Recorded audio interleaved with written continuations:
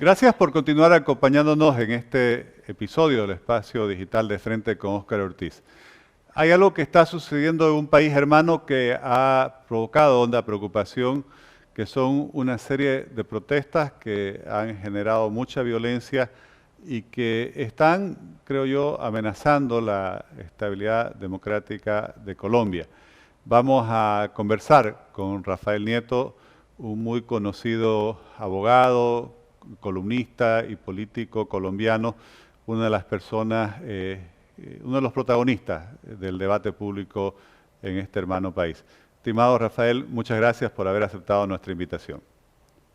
Oscar, un saludo afectuoso para ustedes, a todos allá en Bolivia. Gracias, Rafael. Rafael, ¿qué es lo que está sucediendo en Colombia?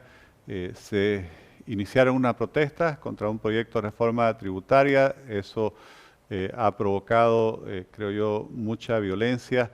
¿Esto es simplemente la expresión de un malestar económico o social o es algo más profundo?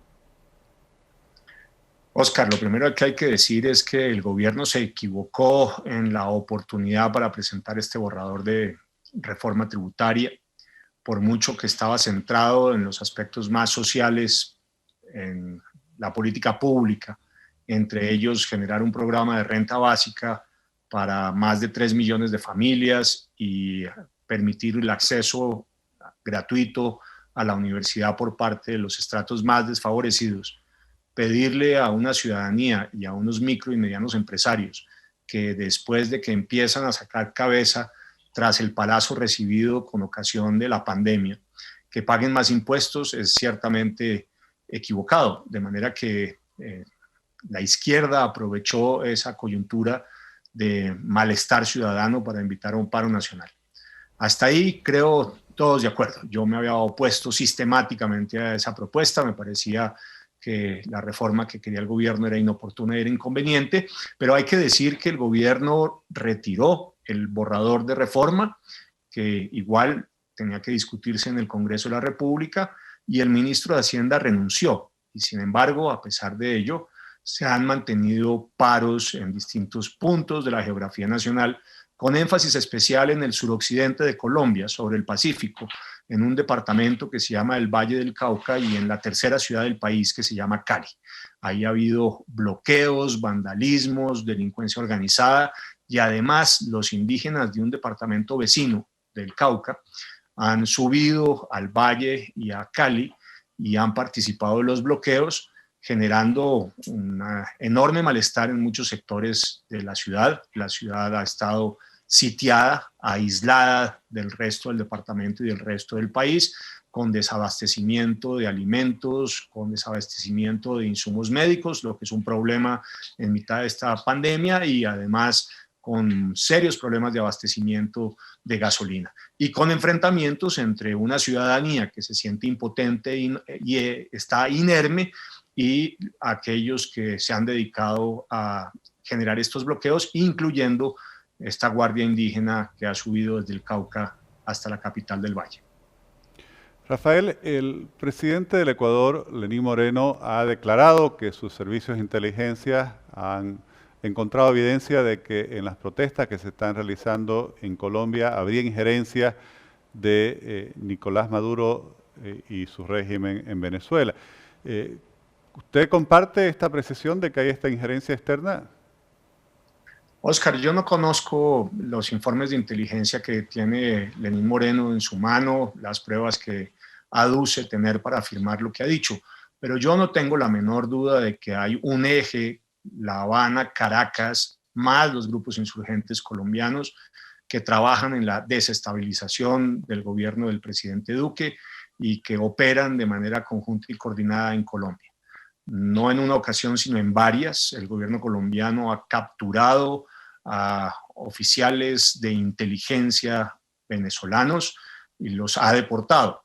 Y acaba de tomar una decisión en la misma dirección con un primer secretario de la Embajada de Cuba en Colombia, a quien por incumplimiento de las obligaciones de la Convención de Viena, es decir, porque estaba espiando, también le ha negado el beneplácito a su permanencia en el país y lo ha expulsado de Colombia. Ese eje, Caracas-La Habana, Oscar, no hay duda, opera en Colombia y no me extrañaría, por tanto, que Lenin Moreno efectivamente tenga pruebas adicionales para confirmarlo. ¿Han habido protestas en otros países, como sucedió en Chile con unas tarifas del metro, o también en años anteriores en el Perú y el Ecuador, que quizás iniciándose con temas menores que incluso después fueron retirados, continuaron lo que parece ser ya una estrategia desestabilizadora? Desde la perspectiva que usted tiene desde Colombia, ¿considera que hay fuerzas políticas que están, por así decir, coordinando este tipo de esfuerzos desestabilizadores de las democracias en Sudamérica? No tengo duda de eso, Oscar. Aquí el procedimiento es fundamentalmente igual. Buscan cualquier excusa para iniciar un movimiento de paro y de protestas. Retirada la excusa, sin embargo, permanecen en las calles, generan violencia contra establecimientos comerciales, pequeños comercios, establecimientos bancarios, empresas, y bloquean distintas partes de las ciudades o de las carreteras principales del país. En Chile terminaron además afectando el sistema eléctrico nacional y el sistema de celulares de comunicación móvil. En Colombia todavía no han llegado a ese punto, pero sin duda el procedimiento es igual, la mecánica es la misma, y detrás de ello hay organizaciones de izquierda radical, marxistas, leninistas, que encuentran en esta forma nueva de revolución un mecanismo muy efectivo para desestabilizar la calle y para erosionar la gobernabilidad. Y efectivamente, con mucha frecuencia lo consiguen. Colombia tiene ya hoy más de 10 días con estos disturbios, en principio, repito, focalizados en el suroccidente del país, pero con el peligro de que se extiendan a otros lugares. Yo entiendo que lo que está pasando en Cali y en el suroccidente es un laboratorio y hay que mirar con muchísima precaución lo que pueda venir hacia adelante. ¿Quiénes están detrás? Lo repito, las organizaciones de izquierda radical. Es lo que algún analista chileno denomina la revolución molecular disipada, que es un sistema de atomización a lo largo y a lo ancho del territorio con múltiples bloqueos y ataques sistemáticos a las unidades de policía y a distintos puntos de infraestructura, que va agotando a las fuerzas policiales del gobierno y hace muy difícil la respuesta, y que mientras tanto erosiona profundamente la gobernabilidad. Mencionaba, Rafael, a la policía, y ha habido distintas declaraciones de organismos multilaterales, también de distintas ONGs que han acusado a que ha habido, por así decir, una represión, un exceso de la fuerza, con exceso de la fuerza contra las manifestaciones. Me gustaría conocer cuál es su percepción sobre la respuesta del gobierno y de las fuerzas de seguridad en la búsqueda de mantener el orden. Oscar, es probable que haya habido algún exceso cometido por algún policía en términos individuales. No me puedo aportar de tal realidad. Pero lo que es verdad es que las manifestaciones en Colombia están lejos de ser pacíficas, han sido manifestaciones violentas, hay cerca de 800 policías que han resultado lesionados y heridos en estas protestas y en estas manifestaciones. Hay incluso un capitán de la policía que fue asesinado por unos manifestantes cuando vieron que los estaba grabando en unos actos vandálicos, de manera que, primero, repito, hay que entender que estas no son manifestaciones pacíficas, que estas manifestaciones son violentas, excepto las del primer día del paro, repito. Después de ahí lo que hemos tenido es vandalismo, delincuencia y bloqueos violentos en las ciudades y en algunas carreteras principales, ataques sistemáticos a la policía. Uno no le puede pedir a la policía que no se defienda, y es probable que en esa defensa haya habido algún exceso, no me aparto de ello. La otra parte de la realidad, Oscar, y hay que decirlo con todas las letras, es que desafortunadamente el grueso de las organizaciones no gubernamentales de derechos humanos y de los organismos internacionales en la materia son tuertos. Es decir, solamente ven por el ojo izquierdo y no ven nada más. Y eso, sin duda, genera una distorsión en el análisis que hace profundo daño.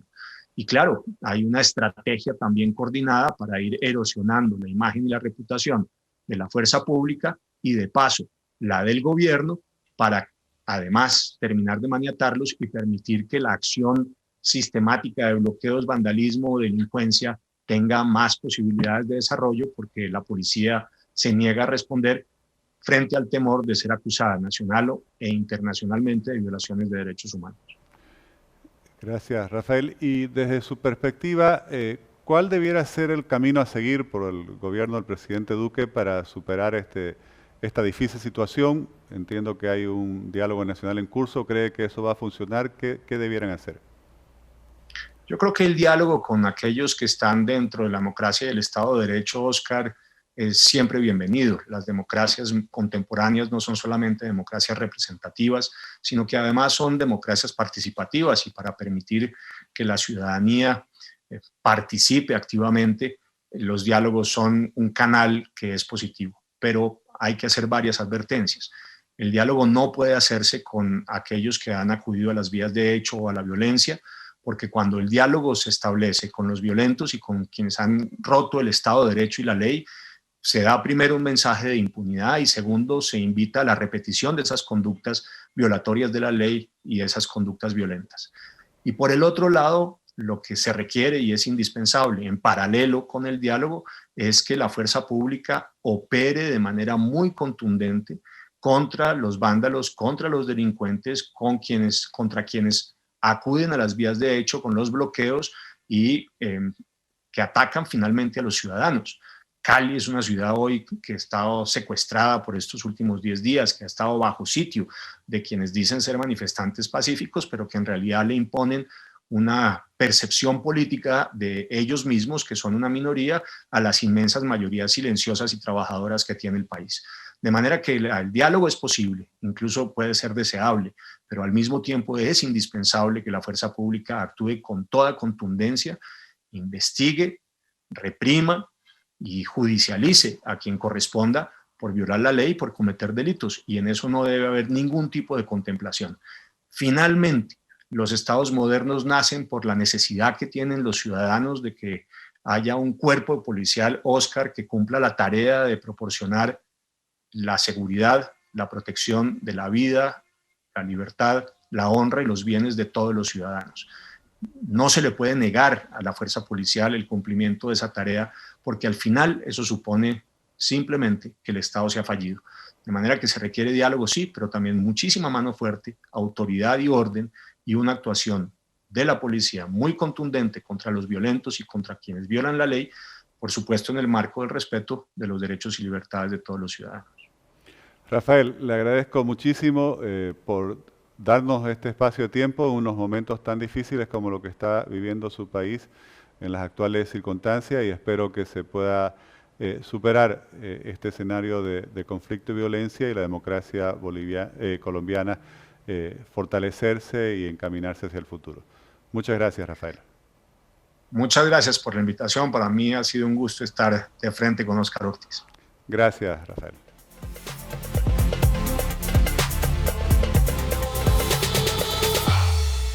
Lo que está sucediendo en Colombia es muy grave y preocupante, porque se utiliza un tema con el cual cualquier ciudadano o movimientos ciudadanos tiene todo el derecho de expresar su desacuerdo, como puede ser el de una reforma tributaria, pero se degeneran las protestas en violencia, en saqueos, en agresiones, tanto a los ciudadanos que no son parte del conflicto como a las fuerzas policiales, y obviamente eso ya constituye un atentado contra la estabilidad democrática. Realmente creo que hay aquí mucho que ver, mucho que aprender y mucho que observar, porque no es la primera vez que este tipo de malestar económico y social es aprovechado por distintas organizaciones políticas que están relacionadas con el llamado movimiento del socialismo del siglo XXI para buscar desestabilizar a gobiernos democráticos. Esperemos que tanto Colombia como su pueblo puedan superar esta nueva prueba a su democracia y a su paz social, y fortalecerse en las convicciones de un país que durante muchas décadas ha sido ejemplo de continuidad democrática y de Estado de Derecho. Muchas gracias por acompañarnos en este episodio del Espacio Digital de Frente con Óscar Ortiz.